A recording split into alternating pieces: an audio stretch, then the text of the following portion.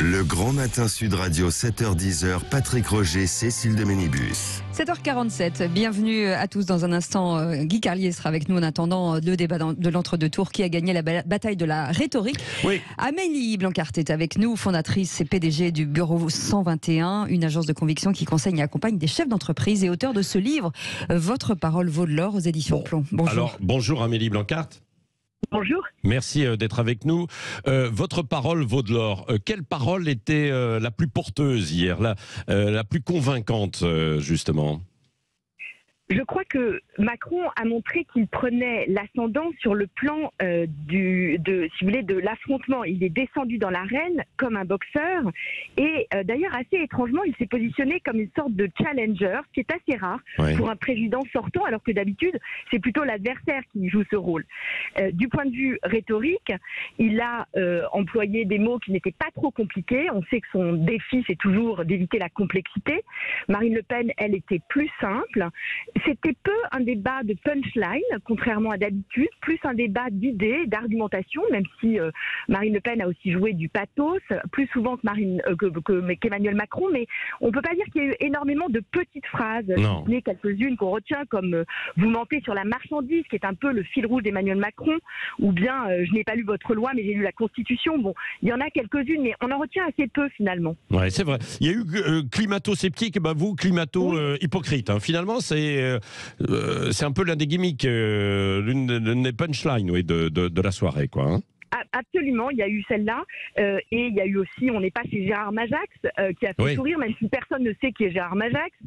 Donc voilà, mais cela dit, c'est vrai qu'il n'y en avait pas énormément. Oui, non, il n'y en avait pas énormément. Alors, Emmanuel Macron prend toujours un ton quand même particulier. Quand il répond à son interlocuteur, là, en l'occurrence face à Marine Le Pen, très souvent, en utilisant cette formule, je vous le dis en toute sincérité. Qu'est-ce que ça signifie quand il dit ça? Je crois que les deux se sont beaucoup positionnés dans l'envie de tenir un discours de vérité. D'ailleurs, Marine Le Pen l'a dit avant en coulisses.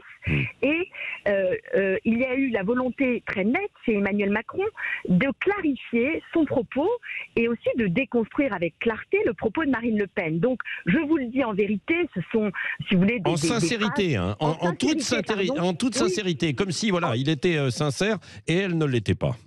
Alors, je pense qu'il a eu cette stratégie de déminer certaines de ses propositions pour montrer qu'elles n'étaient pas réalistes et pas viables, économiquement en particulier.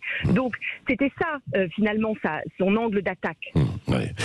C'est ça. Bon, donc, un débat plus policé, plus courtois qu'il y a 5 ans.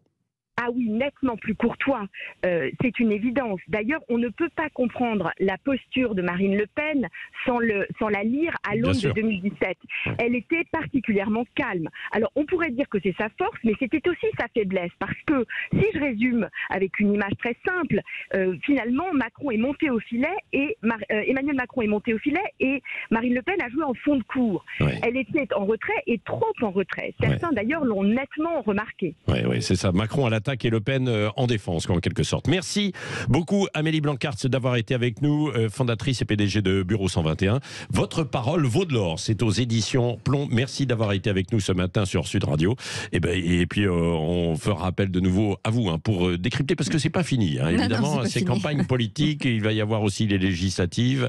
On reviendra sur toutes les petites phrases. C'est intéressant de les analyser.